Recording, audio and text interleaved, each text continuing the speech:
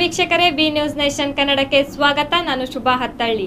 ಶರಣಬಸವೇಶ್ವರ ಮಹಾರಥೋತ್ಸವ ಕಲಬುರಗಿಯಲ್ಲಿ ಮಾರ್ಚ್ 25ರಂದು ಶ್ರೀ ಶರಣಬಸವೇಶ್ವರರ 197ನೇ ಪುಣ್ಯತಿಥಿ ಹಾಗೂ ಪೀಠಾರೋಹಣದ ಸ್ಮರಣಾರ್ಥ ನಿಮಿತ್ತ ಮಹಾರಥೋತ್ಸವ ಜರುಗಿತು.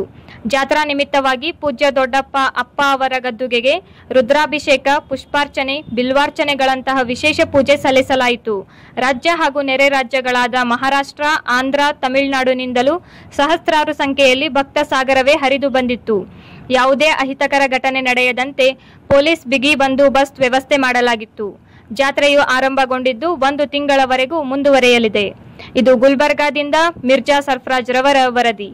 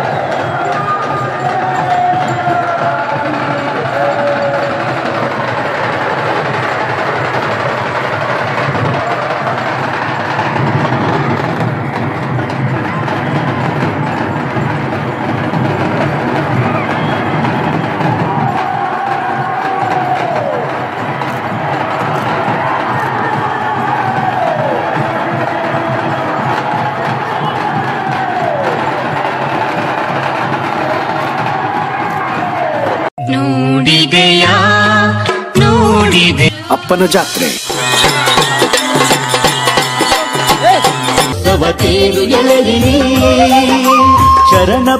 ಮಹಾದಾಸೋಹಿ ಶ್ರೀ ಶರಣಬಸವೇಶ್ವರ. ನಿರಂತರ ಸುದ್ದಿಗಾಗಿ ನೋಡ್ತಾ ಇರಿ ಬಿ ನ್ಯೂಸ್ ನೇಷನ್ ಕನ್ನಡ.